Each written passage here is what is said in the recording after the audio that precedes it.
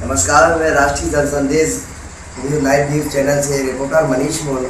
आज हमारे बीच कांग्रेस कमेटी के महामंत्री श्री रामदास यादव जी हैं आए हुए। हम उनसे कुछ अघोषित बिजली कटौती और अन्य समस्याओं को लेकर आज रूबरू होकर उनसे बात कर रहे हैं। जी सर, बताएं।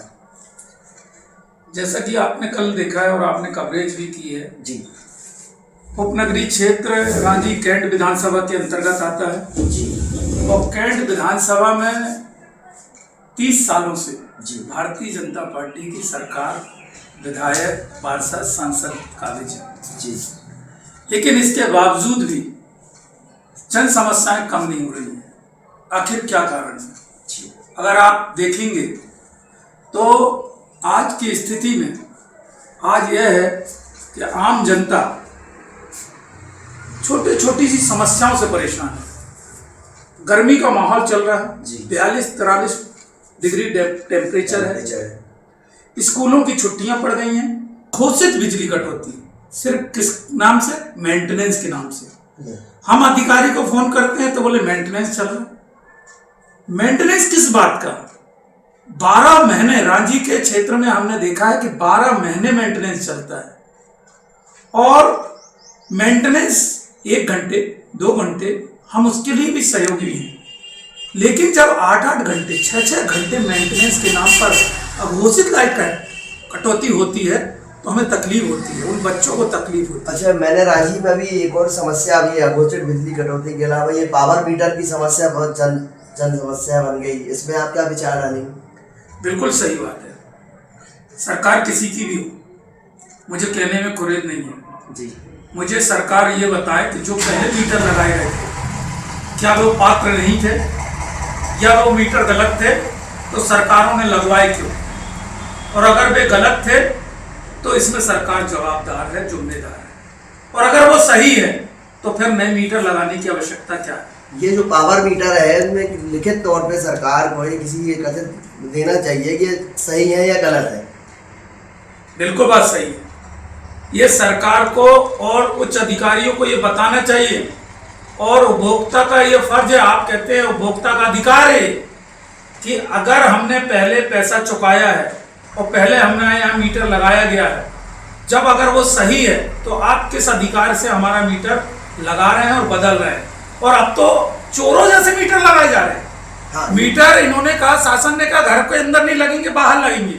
पब्लिक ने सहमति देकर बाहर लगवाए, लेकिन आज एमपीबी के द्वारा नए मीटर चेंज करने के लिए मीटर मकान मालिक से पूछा तक नहीं जाता, अनुमति तक नहीं ली जाती।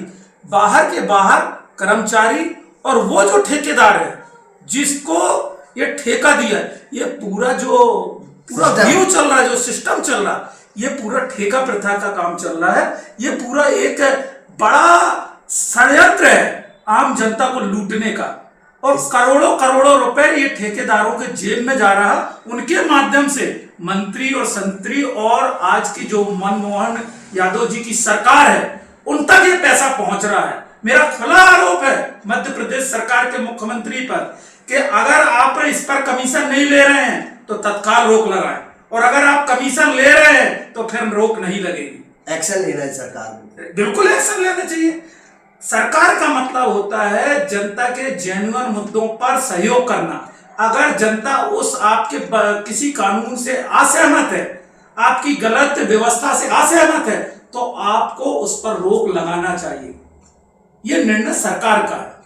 मगर सरकार तो ऐसा कुछ नहीं कर रही है। अब और महंगाई है दिन प्रतिदिन बढ़ती जा रही है। इस बात पे कोई टॉपिक नहीं छेड़ा जा रहा महंगाई पे। आप क्या बोलेंगे इस विषय में? देखिए, मैं तो आपको बधाई देता हूँ। राष्ट्रीय जन संदेश चैनल हमारे यहाँ लाइव रांची से संचालन हुआ कि आप इन जेन्युइन मुद्दों को जनता के बीच ले जाने का काम कर रहे हैं। और हम जैसे क्षेत्रीय नेताओं का ये फर्ज होता है कि जनता के मुद्दों पर आपसे उस समस्या से अवगत कराएं और आपके माध्यम से सरकार तक ये हमारी समस्या पहुंचे और जनता की समस्या पहुंचे और जनता की समस्या का समाधान निकले। आपने बिल्कुल सही कहा कि महंगाई मैं पूछता हूं क्योंकि राष्ट्रीय मुद्दा है। 2 करोड़ रोजगार देने का प्रधानमंत्री जी ने वादा किया था प्रति वर्ष, वो खरे नहीं उतरे। महंगाई कम करने का वादा किया था। जब 2014 में भारतीय जनता पार्टी की सरकार बनी, मोदी जी प्रधानमंत्री बने, उसके पहले वो भाषणों में कहते थे कि हम महंगाई कम करेंगे। उस समय गैस सिलेंडर 450 का हुआ करता था, आज 1200 का गैस सिलेंडर हैगा। आज सब्जी हो, दाल हो, चावल हो, कोई भी चीज जिससे भरण पोषण आम आदमी का होता है। ये अच्छे दिन आ गए हमारे। अब ये भारतीय जनता पार्टी के कहने के अनुसार तो शायद यही अच्छे दिन है। उन्होंने एक बात कही थी कि मैं देश झुकने नहीं दूंगा, मौका पड़ेगा तो मैं अपना थैला लेके बेच दूंगा। अब ये तो हालात ही यही हो रहे हैं। नहीं, मेरे क्या ऐसा व्यतीत हो रहा है, क्या आपको क्या समझ में आया? बिल्कुल, अगर देश के 2-4 उद्योगपतियों को, पूंजीपतियों को, अरे आज एयरपोर्ट दिया जा रहा है, रेलवे दिया जा रहा है, BSNL दिया जा रहा है, जितनी सरकारी संस्थाएं हैं वो उन्होंने उनको सौंप दी हैं। और इसके अलावा यहां तक नहीं, यहां आम आदमी अगर 1 लाख रुपए का लोन लेता है तो उसकी कुड़की होती है, किसान की कुड़की होती। लेकिन 14 हजार करोड़ का लोन लिया उसी उद्योगपतियों का, और वो लोन माफ कर दिया और दोबारा लोन दे दिया। इसको हम क्या कहेंगे? ये तो मेरे हिसाब से जो आप जो व्यक्त कर रहे हैं इसमें तो ये प्रतीत समझ में आ रहा है हमारे चैनल के जरिए कि अंधेर नगरी वाला हाल हो गया है। आप कहाँ तक? हमारे बुजुर्ग कहते थे कि ये अंधेर नगरी चौपट राजा। जी। इसका अर्थ यही है कि जब राजा हमारा सही नहीं होगा तो अंधेर नगरी तो हो